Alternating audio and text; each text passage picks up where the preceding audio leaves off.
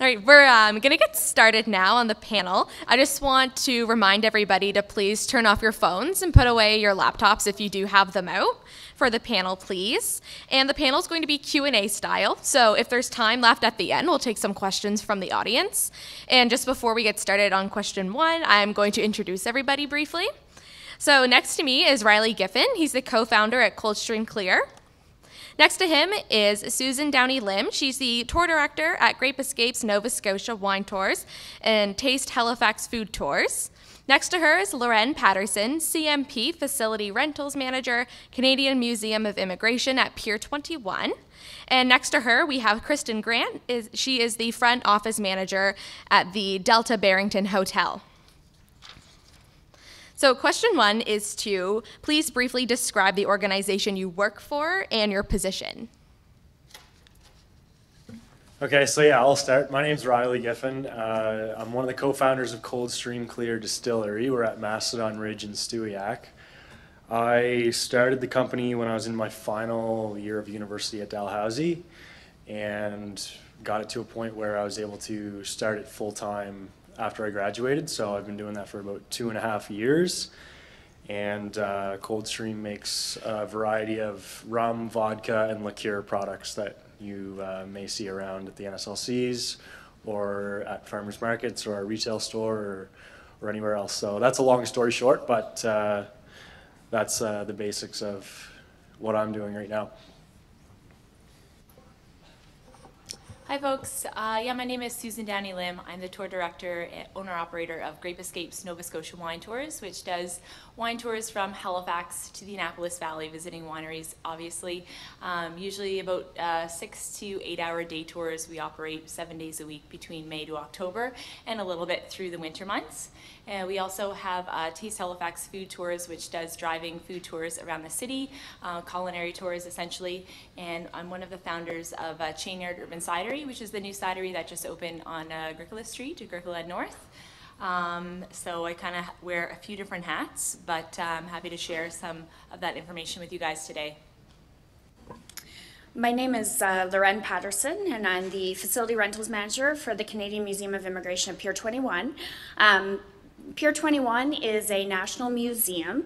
We are the only national museum east of Ottawa, and it is our mandate to speak to the immigration story of Canada. So over 1 million immigrants came through our space from 1928 to 1971. My role specifically focuses on rental space. So we sell it as a unique venue for third-party planners looking to host an event. Hi, I'm Kristen. Am I too? Yep. Okay. I'm Kristen Grant. I'm the front office manager at the Delta Hotels by Marriott Barrington property. I oversee the front desk team, so the guests, the GSAs that check in, check you out, the bellman, the reservations, and I oversee the room cleanliness standards. I'm actually pretty new to this position. Prior to that, I was the food and beverage manager at the Delta Barrington. So I also can share all that knowledge on the hotel operations that I have. So thank you. How has your career evolved? Are you doing what you have planned to do? And how have your experiences affected this? So when I started my career, I started as a housekeeper in the mountains, and my goal from the first day there, that I was going to be general manager one day. So I just started working my way up. I knew what my goal was, and I started working towards that. So I worked in different departments throughout hotels. I worked in other hotels, and I've gotten a lot of experience across the country. And this is my first shot at working in the rooms division, and then my next step is director of operations. So I am on track with my career path, and it's been really exciting. I don't think any of us end up exactly where we thought we would, but I'd like to say that my career found me. So it actually started with my education. I'm a Mount alum. So I did tourism and hospitality here at the Mount and graduated in 2001. Don't do the math. And I did 2 co-ops working for Ambassador's Grey Line as a tour guide. And upon graduation, they had a position open as an event coordinator, which I applied for and actually received it. So that's kind of how I fell into the meetings and conventions industry. And from there, I worked my way from coordinator from Ambassador's Grey Line. About a year and a half later, I ended up down at Pier 21 as coordinator. 2 years after that, I assumed the management role, and 15 years later, I'm sitting here talking to all you folks. So that's kind of my career path. And yeah, I gotta say, I probably am one of those cases where it didn't really follow the path that I had imagined for myself, but it has worked out amazingly. So, of course, doing our tours are all driven tours, so I drive a lot of buses and vans. So when I was a little girl, you know how people always ask you, like, what do you want to do when you grow up? I'm just gonna say this right now, I never once said bus driver, okay? Not that there's anything wrong with that, but yeah, evolution is definitely a key word in my path, because actually, I went to, how it all started was I went to Australia to do my education degree, to be a teacher. Really fell in love with the wine industry while I was there, and realized how huge wine tourism and culinary tourism was in Australia at that time. When I came back to Nova Scotia, I started to substitute teach a lot, but just definitely had this passion for wine and culinary, and noticed that we have this great province that can provide those amazing things, but at that time there wasn't a whole lot of tourism revolving around that. So I kind of started, well, I know a lot about wine, I can figure out how to drive a bus, maybe we can just work this as kind of like just a summer job. I would start it off as a business, and I would work that in with substitute teaching to kind of supplement everything. And one thing led to another, and the tours did get really popular in the first couple years, so I had to just kind of make a decision. I had to choose one path. Was I going to go more into the wine culinary tourism, or was I going to go towards teaching more? So I chose the business path. Still miss a lot about teaching for sure, but I consider myself, I'm still an educator, just, you know, in terms of, you know, wine, beer, and food now, not the typical education in a high school or a classroom. So yes, it has been definitely an evolution for sure, but it's been a great trip.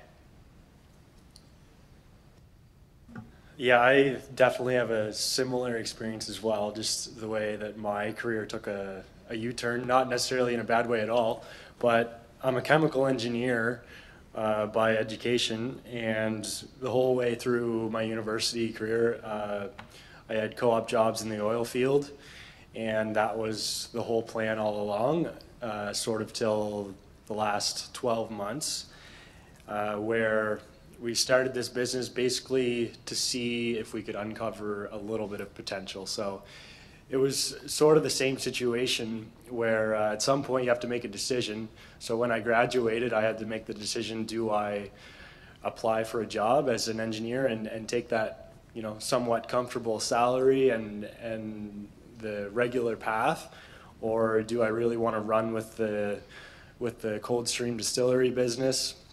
And I chose the business route just because, you know, I saw a lot of potential, also had a lot of passion. So yeah, I mean, I would say in general, I followed the potential and didn't necessarily stick with the status quo path, but happy to be where I'm at today for sure. Dealing specifically with your company, describe the hiring process for university graduates. What does your company look for in new hires? Yeah, so smaller companies are always going to be a bit more casual for a hiring process. It might be a bit more subjective, so we're always going to look for people that are going to fit in well with our team.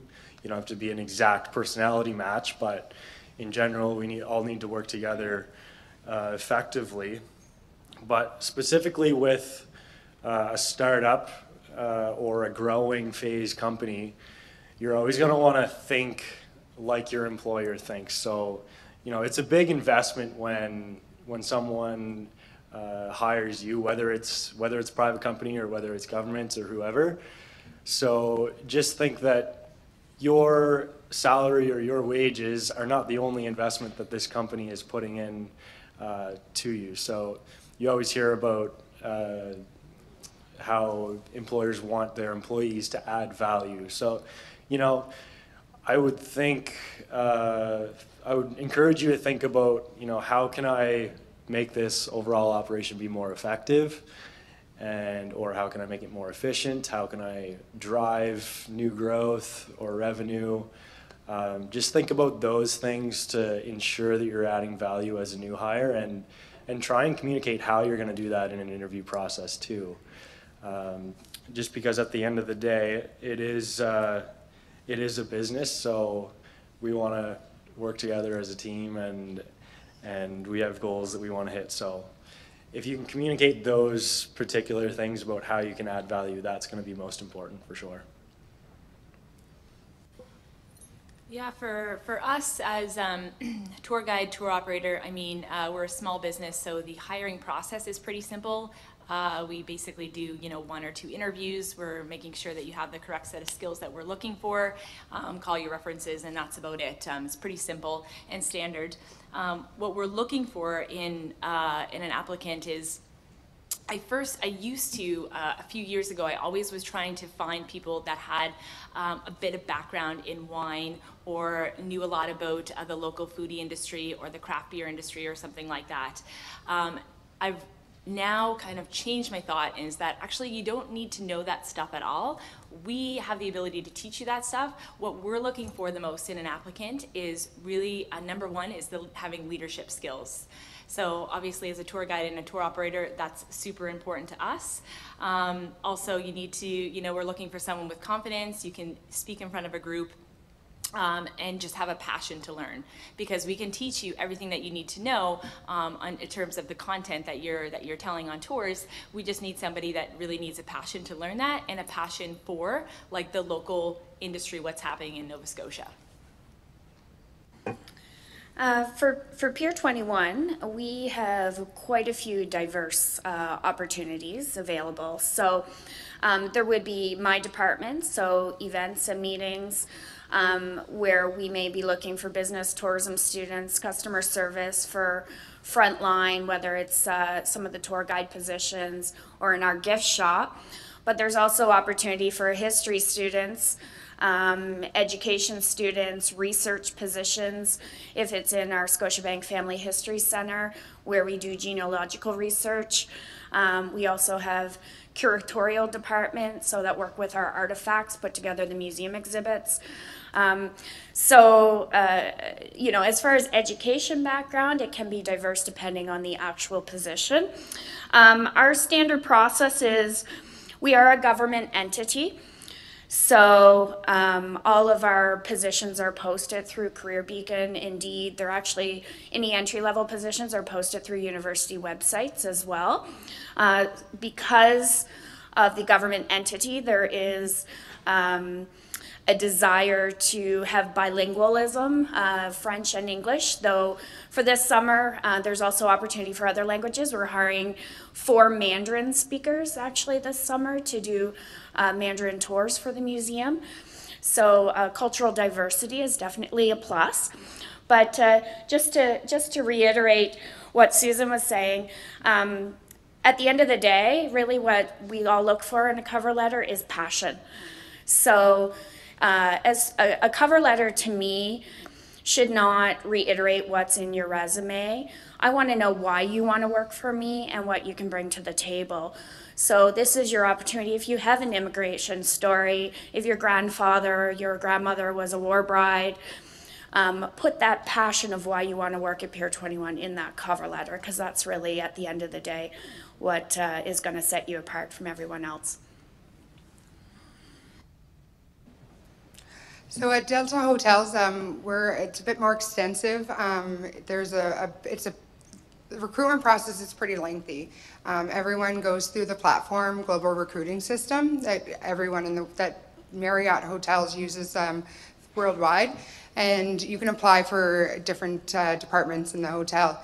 And then you're put through a screening application, and then that decides whether you go through to a phone interview, and then you go to an in-person interview, and then you meet with the general manager or the director of operations. So it can be lengthy. It takes about 3 to 4 weeks. We try not to go longer than 4 weeks.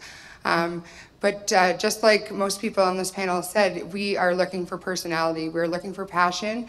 We can teach you the technicals. We're looking for people that want to make someone else's day, because it's all about the guest service and the teamwork that we're trying to get across. So, but it's worth it once you get in there. We have a lot of people in the room who someday would like to become senior managers. How can they accomplish this goal? Honestly, I've looked at this question throughout my entire career, and honestly, the biggest thing I can say that's helped me is self-awareness, knowing my weaknesses. Where I'm weak and where I need more help is the best. That's how I've gotten further. Once I've been able to acknowledge, like, I'm not that strong with certain aspects of my job, I make sure I have the right people in their spots, in their careers, to help me look better. Sorry, I'm really nervous.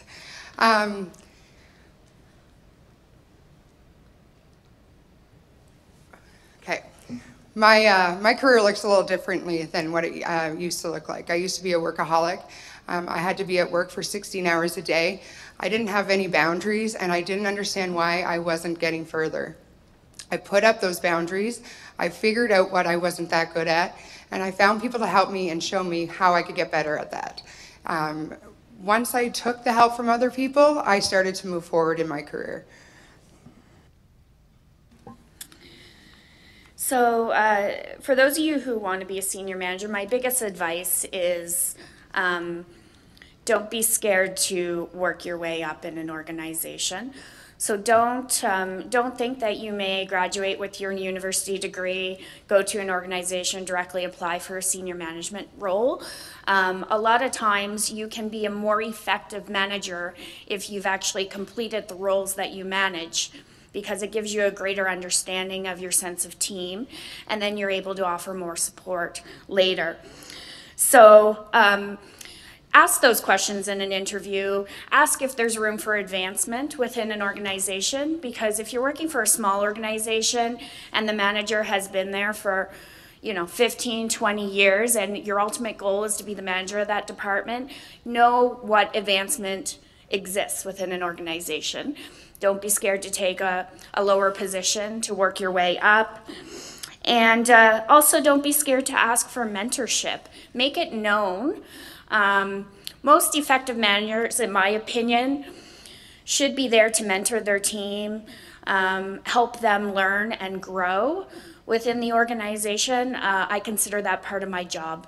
So I hope for your sake you have a manager that is open to that, and don't be scared to ask for that mentorship and let them know what your end goal is. And also, at the end of the day, senior management is not for everybody. And I would tell you that you can actually be a leader without necessarily having a manager title. I would be considered a middle manager within my organization. I have no desire to have a management level above mine. It involves working with ministers and stuff with the government. So I'm quite happy having someone else take those decisions, but at the same time I have the freedom to manage my own team and my own department. So recognize that in yourself. And at the end of the day, it's about being happy. You'll be able to contribute more, and not, the paycheck isn't everything.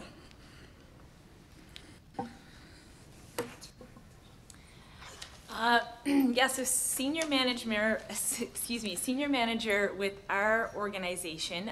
So I've never been a senior manager, nor have I ever worked for a company where there is senior managers, so it's a little bit difficult for me to answer this, but I guess right now, like our tour business has been going now for about 7 years, and we're just at the point now where we think we can have where we can hire people that it wouldn't just be seasonal. It actually would be a full-time job. So that's a bit of an evolution for us.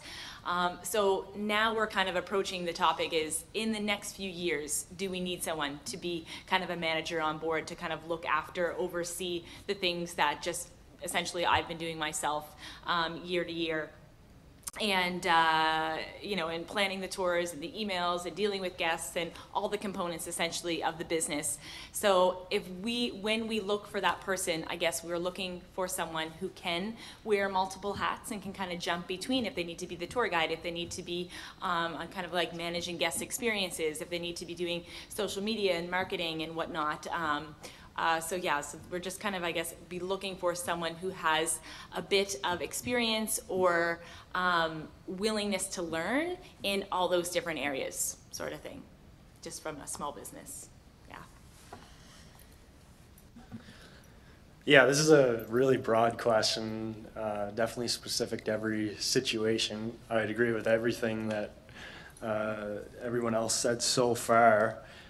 For me, I'm lucky because I had the opportunity to work with a company that had 5,000 employees, and so I've seen both sides of it, really small business and large corporation. One thing I would say is make strategic relationships, not just to advance your career, but to you know, just have everyone on your side, and you know, that way you can work smarter and not work harder. You know, they say it's all about who you know, but it's also about how you develop those relationships. So, you know, I did have the opportunity to talk with a lot of the senior managers at the oil companies that I worked with. They were a company that valued allowing their students to do that. So I was lucky to be in that situation. But yeah, in general, in a corporate world, you're gonna have to be very patient. But at the same time, you're gonna have to execute on your goals and your activities really in an agile way every single day, a day in and day out to get there. So, you know, take an overall patient approach to it. You know, spend the time with the right people, make the right relationships. That might mean, you know, going to different seminars with whoever. There's infinite possibilities about how you can do that. But, you know, every little window of opportunity where there's potential to network with someone, definitely take advantage of that and build those relationships, because that's really going to help you get to the top quicker and in a way that's smarter rather than just working with your head down. So that's what I would say. What keeps you going to work every day? Give us an example of an event that really made your day. Yeah, so for me, it's like I said, it's the potential for a brand and a beverage alcohol producer to scale and become known far beyond just Nova Scotia. So that's really what keeps me going every day. I also get to make decisions independently and choose the path of the business. We're small enough that we can be really agile with, you know, what we do, what we produce, the new products that we put out. We're actually able to do that faster than a big company would be able to. So we can stay on top of new trends and take advantage of all those opportunities. An event that really made my day. It's nice to see your brand get recognized all around, and Coldstream has some traction, I would say. Always want to keep working on that, but my parents just told me a story. My parents are the partners in the company as well. They just told me a story where they were down south wearing a Coldstream t-shirt, and a stranger came up to them and said, "Where did you get that t-shirt?" And they were from Toronto and loved Coldstream so much and couldn't wait till it was sold in Ontario. So that was, those little moments definitely keep you going. But yeah, when someone recognizes your product and gives you unbiased third-party feedback that's, you know, super passionate and they're really nothing to do with you, then yeah, that'll make your day for sure. Yeah, so this was my favorite question. I I absolutely love going to work day to day, answering the emails and being on the back end. And I recently was pregnant through the last tour season, so I didn't get out to actually do a lot of the tours. And so I was just in the office answering phone calls, emails, that sort of thing. That's great. But honestly, the best part about it is actually like doing the tours, doing the tour guiding, taking guests that are either not from Nova Scotia, tourists, but we do about 50-50 between tourists and locals, or we take locals out for like birthday parties, anniversary parties, bachelorette parties, you name it, and showcasing what our province has to offer. That is 100% the best thing about the job. So if you think about these people, so tourists, for instance, they're on vacation, so they're in a great mood. They're on this tour, they've spent a lot of money to go on the tour, but they are so excited to be able to, you're taking them around for the day, you're getting them to taste wine, have some different food, have some beer, cider, whatever, and they're having a great time. We very rarely have people that are ever in a bad mood that we're dealing with. Everybody is always in a great mood. And then with locals, we've had now about, talking specifically about events that have happened, we've had about like 5 now engagements that have happened on our tours. So husband and wife are out for the afternoon, we take them on the tour, and then he ends up proposing to her somewhere in the vineyard, okay? So now the service that we've provided is now a huge memory in someone's life. For the rest of their life, they're gonna have this memory. We were on this Grape Escapes tour, hopefully they remember it was Grape Escapes, but anyways, we were on a Grape Escapes tour, we went to the vineyard, and that's where, you know, my husband and I decided we were gonna get married. So that to me, it's just like, those things happen all the time, or just people being super impressed with the wine that we've had. We've had a lot of guests coming from Germany and from France, and Germany and France have a very rooted wine industry, and a lot of times guests feel that New World in general, we don't have the best wine here. And when we go and we get to them to taste wine, when they already kind of have like, oh, what's this I'm going to taste like? It's not going to compare to our appellations and whatnot in the old world. And they're blown away. They taste like Tidal Bay, and they're absolutely blown out of the water with how amazing, how fresh and crisp it is, and that we can make it in such a cool climate that we have. So it's just those little moments of people being really impressed with what Nova Scotia has to offer. So that's what kind of keeps me going to work every day. Yeah. So Susan, I have a venue for you if you're a guest. I'll give you some cards after the presentation. So what keeps me motivated is no 2 days are the same. So my role can involve everything from answering event inquiries to contracts to invoices to site visits to being on site with events. So it literally could be 3 weddings and a funeral within a day. And probably what motivates me the most is my clients and my team. So yes, I have a budget to manage. It's great to achieve that budget. I find there's a lot of self-motivation within my team because I do work in an operations environment. The facility rentals is a secondary business to the museum. So it is a role that you have to be self-motivated in because a lot of the outward motivation and recognition is done to the museum itself. But the money that we bring in is necessary to keep the doors open and do those services. So, and probably an example that really made my day is I love watching my team succeed. So we do have a Welcome Home to Canada program where we hire new immigrants on their first job experience in Canada. And last summer, I hired a Syrian refugee to work with us for a period of 6 months and was just able to offer her a full-time job. So it's things like that, being able to walk the walk and talk the talk, and hearing how thrilled she is to deliver positive customer service in her new country, that motivates me personally as well. What makes me want to go to work every day is the people I get to work with. I don't know if anyone's been to the Delta Barrington, but it has not been renovated in 20 years.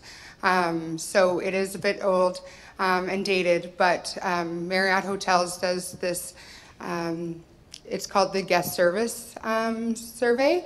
And what it is all of our guests fill out surveys that stayed with us and on other properties. And we're in the Delta umbrella, so all of us have a friendly competition, and every week results come out.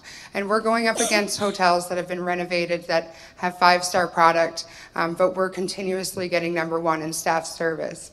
And we don't have the product to back it up. But just because we don't have a 5-star product doesn't mean we can't give 5-star service. So that's one of the reasons I love going to work every day.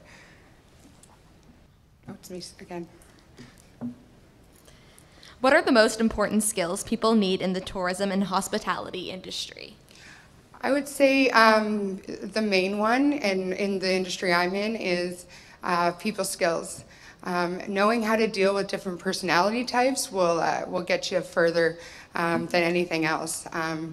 Because there are different people in this world, and knowing how to get with them, get on their level, and knowing what they're looking for and anticipating what they need, that's probably the best skill to have in hotels anyways. Thank you. So I agree 100% with people skills, strong customer service, a positive attitude, the ability to adapt to situations, flexibility, because most of this industry is not Monday to Friday, 9 to 5. And especially in event planning, things don't always go according to plan. Problem solving and decision making.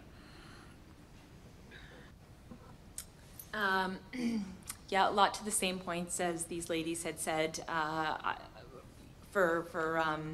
guess for the industry in general, yeah, definitely need leadership. You need confidence, but most importantly, you need to be able to deal with people, but also enjoy dealing with people. Not just be able to have good customer service, but you really have to be enjoying dealing with people day to day, because. Well, I mean, hospitality, that's essentially what that is. So, yeah, and also just having, a passion to learn and being flexible. Yeah, I would just echo those points as well, especially the first one. If you had to answer this question in 2 words, it would be people skills. Yeah, we have a retail store at our production location, and there's times when 30 to 50% of our customers are tourists. So, sometimes there's people that can barely speak English or barely get their point across. So you really have to be able to handle a variety of personality types and, relate to them and just kind of think how they think on the spot. And, that way you can really help explain the product, but also just envision how their perspective of the product is too. Or it could be the service as well, but just having a way to see things from their perspective is really good, because Nova Scotia is small, the world is big, people have very different views. So when you're dealing with tourists in particular, that's really true. So just think about things from their perspective. How important is developing a career path, and how might you go about this? Yeah, well, one of the earlier questions was basically explaining how our career paths all took a U-turn. But I know to make yourself really valuable, it is good to have a pretty specific skill set. And there is maybe limited number of jobs for those really specific skills, but that's where you can be the most valuable. So if you have a good idea of where you might want to go, yeah, of course, always be willing to change, but, just try and plan for that. And even if your job right out of university is not even close to that, try and find out how you can relate it to your end goal and get something that's, at least really relevant on your resume, and something you can draw back on from that first job. But yeah, basically having a plan would be the most important thing, and then if that's always your end goal, and then you can just work your way up from there. But in general, just set a plan, be willing to change it somewhat, and make sure everything you're doing is at least a little bit relevant to what you're working towards. Yeah, so again, I didn't really follow my career path, but I think it is really important to have a path, have a plan, have goals in place, like know your strengths, know your weaknesses, know what's important that you want to accomplish, but make sure you're flexible with that. So don't turn down, don't overlook any opportunities that might not fit into your path, because you never know kind of as you start along it where it's going to evolve, or kind of what it's going to turn into as the end result. So I would say with the most important thing about having a career path is super important for sure, but making sure that you can be flexible and to see what else is out there and what kind of crosses your path as you journey on. Yeah. So I agree completely. I think the big thing is, I think it's great to have a concept of what your passion is, but I might be the person to tell you that I don't think you always necessarily need to know what the end goal is. So look at your personality. What motivates you? I ended up in tourism and hospitality management because I like to travel. And that was what motivated me, and I tried to find a career in this field based on that motivation. And it's led me to a successful career. So definitely try out different things. If you can't find something specific, don't be scared to take something that has transferable skills. So for example, in event planning, I get several resumes from teachers and civil engineers. So teachers do lesson planning, they manage classes. So if you can plan and you can manage a group of students, chances are you can manage a group of drinking adults. So there are completely different fields out there. Civil engineering is an example of project management. So project management, again, you can, if you're aware of project management, dealing with contractors, you can manage suppliers, you can manage different events. So there are completely different industries that would have transferable skills that may help you achieve your ultimate goal of your career path. And don't be scared to change your direction. I imagine, is there anyone here who's on, this is not their first degree, or you consider yourself a mature student? So good on you. You've recognized already that what you did the first time wasn't necessarily your end goal. And I think the hardest thing is to realize that and change your direction. Can I just copy and paste Loretta's answer? So I do agree that having an idea of what you want to do is important, because that's giving you a goal to work towards. But just like everyone said, be flexible, because it might change. And the transferable skills is completely true. I went from working in food and beverage for majority of my career. I'm a trained sommelier, and now I'm on the room side that has nothing to do with food or beverage. But I have those skills that I learned in the food and beverage industry. And then, so that's taken me on to this new journey of the room side of the hotel. So I agree. I know have some sort of end goal in mind, but don't be scared to change it, because anything, you never know what's going to happen in your life, because amazing things can happen that you never planned for. Are there member organizations that students and graduates should get involved with? I don't have any specific organizations to suggest, but I do suggest getting involved in your community. Joining clubs that help other people are really good to start with. And honestly, like networking. There are networking events that you can attend. That is one of my weaknesses. I'm really nervous about networking. And that is going to help you in your career, is getting out there and getting to know all the partners that are in the city. So if you're interested in the business community or tourism, meeting and convention events specifically, I would recommend getting involved with the Halifax Chamber of Commerce. They do after-hours socials.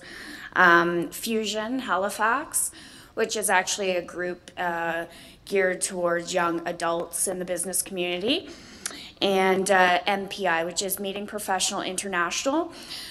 They have monthly education sessions for the meetings and events community, of which a lot of sales managers and industry professionals attend.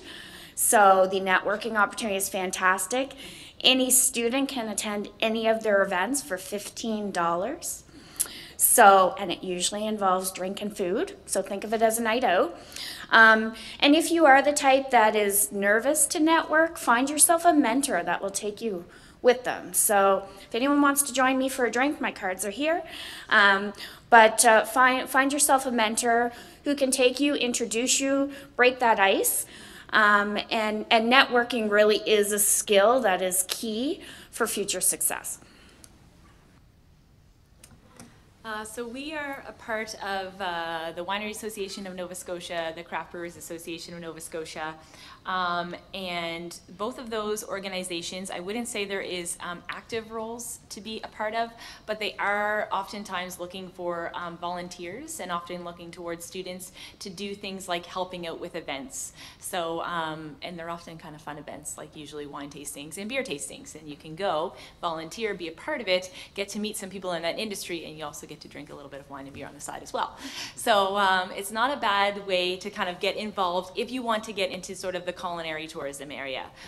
So those two, also Taste of Nova Scotia, we're a part of, and they definitely do have a little bit more active roles for students to get involved in, again, with culinary tourism, of course. And we're also a member of another organization called SKULL, which is an international tourism hospitality networking group. Candace is a member as well, actually.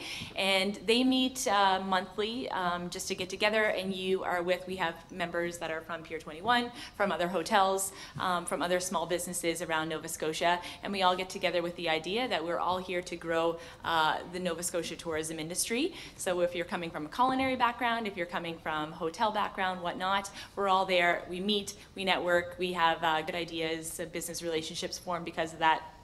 And they are looking for students to be a part of their organization as well. So I believe they have an event here next month for you guys. So I'm sure you're familiar, but SKULL is great. The 21st. March, yes. Yeah. Yeah, so Taste of Nova Scotia is a good one, like Susan said. So we're a member of that. There can be volunteer opportunities with some of those organizations as well. Just as an example, if you were to volunteer with the Craft Brewers Association events, I'm not 100% familiar with them, but it could apply to other ones. I mean, if you happen to meet one of the owners of one of the breweries, that would give you a really good head start if you were potentially looking to be employed by them. You know, if you can see them face to face rather than just sending off a resume. So you never know what it could lead to. The Fusion Halifax one, I definitely agree with that. There's a couple other entrepreneurship groups in Halifax as well. You don't have to be running a small business to go. You can get a couple friends. That one might be a bit more easy for you to grab a friend or two and say, okay, let's just go to this. You're not expected to do anything. You can just be there and see what it leads to. So yeah, I mean, for the Taste of Nova Scotia and the other maybe larger associations, maybe if you're employed by a company, you can suggest that you want to represent them or go to this event or you know, make an appearance at the Chamber of Commerce. But if you're an individual, then yeah, take advantage of some of that entrepreneurship ecosystem that Halifax has really thriving right now. Describe some of the changes in the industry that you have seen in the last 5 years. What changes or trends do you see going forward? Yeah, so Nova Scotia, as you may or may not know, has a thriving beverage alcohol sector right now. When I say thriving, I just mean there's a lot of them opening up. I can't speak for the business side of any of the other new breweries, wineries, distilleries, or cideries, but that's largely to do with the government situation and the environment that they've put us in, which really fosters the growth of beverage alcohol, makes it as feasible as it is anywhere in Canada, in my opinion. So, you know, that's why you'll see more beverage alcohol companies per capita than other provinces. Now, this is kind of a broader perspective, but there's also the Canada-European Trade Agreement that definitely has relevancy in tourism and hospitality. And right now there is a bit of pressure saying, not immediate pressure, but a bit that suggests that Europe is saying Nova Scotia has laws that are too fair to its own companies. So that's something we're aware of. Just a bit of some inside information from the industry that you might not realize, but you know, at the current time, we're in one of the most favorable government situations to operate a brewery or distillery or winery or cidery in the country. So that's one of the biggest things, but definitely expecting some change, not immediately, but somewhere down the line. So if you find yourself in the beverage alcohol industry, it's going great right now. And just on the point of what Riley is saying there, the craft beverage industry, I guess, for whatever you want to call it, is yes, it's huge right now. It's gone through you know, a crazy growth over the last few years, but it's not just a trend. It's definitely something that's here to stay, and we have found that that is directly related to, well, a little bit of tourism for sure, but it's also just consumer demand of people wanting a better quality product to drink, whether that being beer, wine, distilled spirit, or whatnot. So I would say it's more than a trend. It's definitely here to stay. And also just with culinary tourism. So again, that is something that you really didn't hear of about 5 years ago. And what we've noticed on our tours is that usually people get to Nova Scotia, they come because of the pictures they see of Peggy's Cove and Lunenburg and the sea meeting the land, that kind of landscape. That's why people are traveling to Nova Scotia. We have this beautiful seacoast. And so as a result of that, then they look up other things to do and they find out, oh, we have a wine industry, or we have this great craft beer industry, or you know, there's food tours that you can do. And so then we have those tourists that are taking now our tours because they're already in Nova Scotia. But what we've actually found in the last couple years is that people are traveling to Nova Scotia for culinary. Like, that is their main reason to come here. And okay, yes, we'll go to Peggy's Cove and Lunenburg and we'll do the seacoast as well. But they're coming here because they've heard of our growing wine industry. They've heard of our food industry here. So that is something that has definitely changed in the last couple years. And with that too, Tourism in Nova Scotia is definitely promoting Nova Scotia to its key markets, like in New England and the rest of Canada, as Nova Scotia being a culinary destination. So yeah, keep that in mind, I guess, too. So food trends and local experiences is definitely on my list as well. Canada is really in a unique position right now for meetings and events and tourism in general, with the political situation in the United States, and also Europe is being perceived as not as safe by Americans as it once was. There's a lot more influx of tourism to Canada, and a lot more desire for Canadians to host meetings and events within their own country. And so with the development of the new Halifax Convention Centre, Halifax is really a prime location right now for the hub of the East Coast for that type of business. So as far as trends, I mean, the biggest thing is technology in the last 5 years. So it's really changed how we operate. So we found that people are still hosting meetings in person.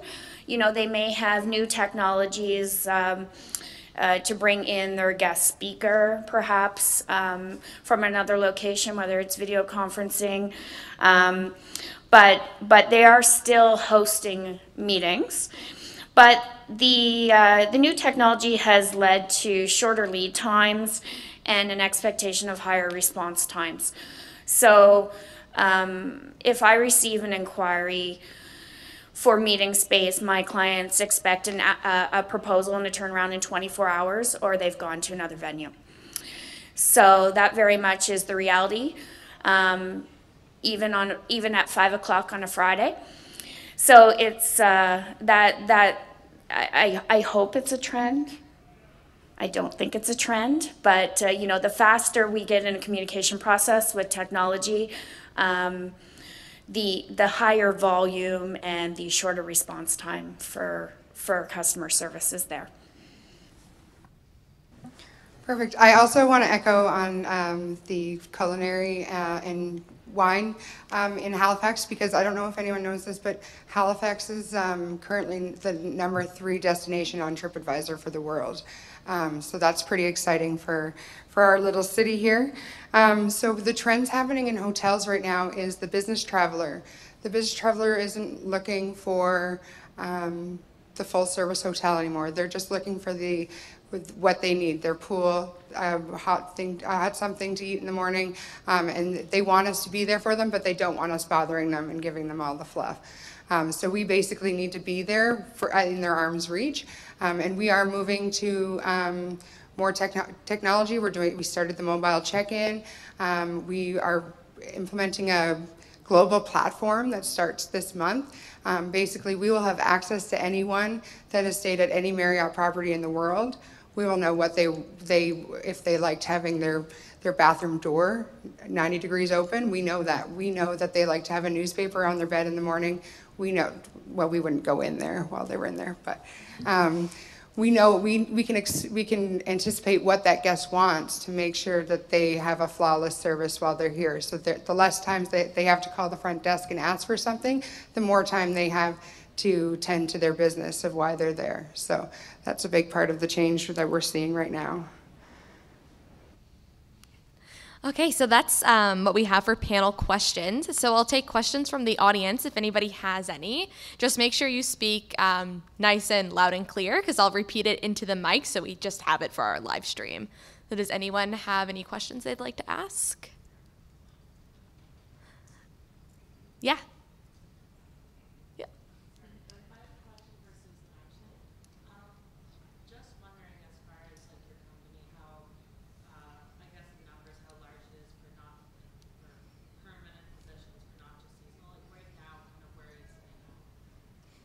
So right now it's still like myself and my partner, who's my husband, are kind of the only two that are full-time throughout the year. It was just this year that we thought we should have had somebody this year. We should have had somebody that was permanent through the winter to help out with things. And just for the planning of it, there's a lot of work that goes into it, the planning of it, just dealing with guests and bookings for the upcoming season always. So this year we should have. Next year we definitely will have someone in place for that. So we would be looking for somebody coming on that could stay with us kind of through the season. Typically right now what would happen is where it was a seasonal position, people would work for us and then they would go on employment insurance for the off season and then come back with us again. But now we are at the ability where we can definitely at least offer one position that's full-time through the year. Yeah. But, you know, as a small company, you know, we see that growing, and we have grown significantly since we started, which was 7 years ago. So it just needs time, I guess. Yeah. Anybody else?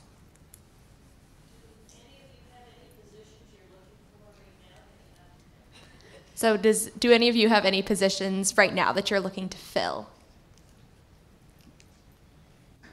We're looking for 2 guest service agents right now at the Delta Barrington. So apply online. Ourselves, we are looking for one full-time tour guide, tour operator / maybe some social media and email answering person. That's not the actual real job description, but essentially, yeah. We will be looking for one person. We just we're waiting to hear back from our former employees from last year that are coming back on full time. We do have a lot of repeat, or a lot of people coming back, which is the first year that we've had that. So now we do have a position open for one person with our tour company. With Chainyard, that's another story. With Chainyard, we have, I'll be looking for probably 2 or 3 staff in our tap room. That would be like a permanent position. Yeah. Can I go?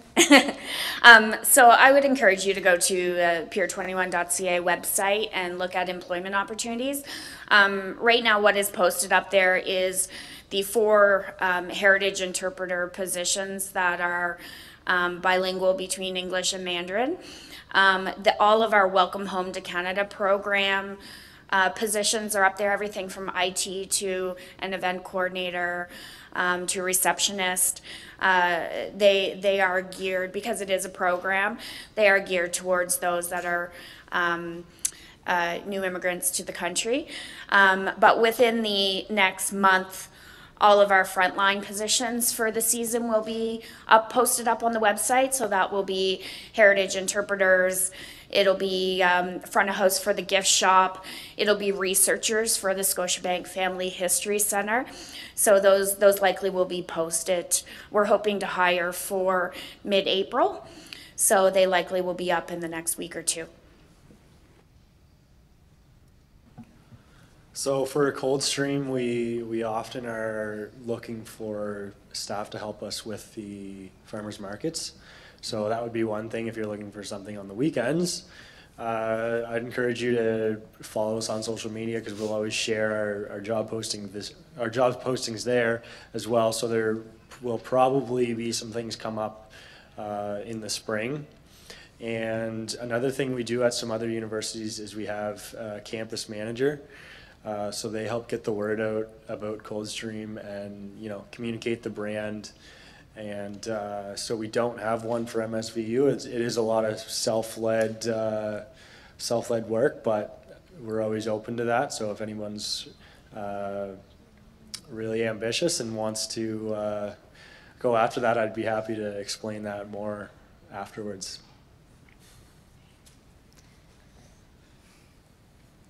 I have a question. What advice do you have for tourism graduates? I'll let anyone answer that first. Yeah, I mean, I think it would be a lot of the points that we talked about up here, I think could go as being advice. I mean, just the point about, you know, having a career path, making sure you're flexible, making sure you're not turning down opportunities. You never know where there is opportunities. Like I said, like I've never envisioned what I'm doing now. When I went to the Mount here, that wasn't my goal, but it's been amazing. So that would be my biggest point of advice. And yeah. Yeah, I think we've mentioned quite a bit, but Candace and Paulette don't hate me, but don't limit your experience to just what you learn in the classroom. It's really important to apply that knowledge. So go out, network, go to these events, learn everything you can at your co-ops. Find yourself a mentor. I'm a big proponent of, if you do have a concept of where you would like to work at the end of the day, you know, a lot of people are very willing to take on mentorship roles, even if it's a coffee. So don't be scared to schedule a meeting with someone and pick someone's brain to see if that's really what you want to do. And just more on the point about networking, I know one of my colleagues here mentioned about, you know, it is kind of a nervous thing to do, but it's really only nerve-wracking for like the first couple times you do it.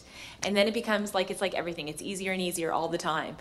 So if you are in the position where you can just go and introduce yourself to someone, whether it's actually like a formal networking event, or if it's just something informal, you know, get together of some sorts, like don't be afraid to just introduce yourself, what you're doing, your kind of like, you know, what your goals are and whatnot, and just have a conversation with a random stranger. And it's nerve-wracking the first few times that you do it, but as you do it more, it becomes way easier. And you never know know like the relationships and the partnerships that can come from doing something like that. Does anybody else have a question they'd like to ask?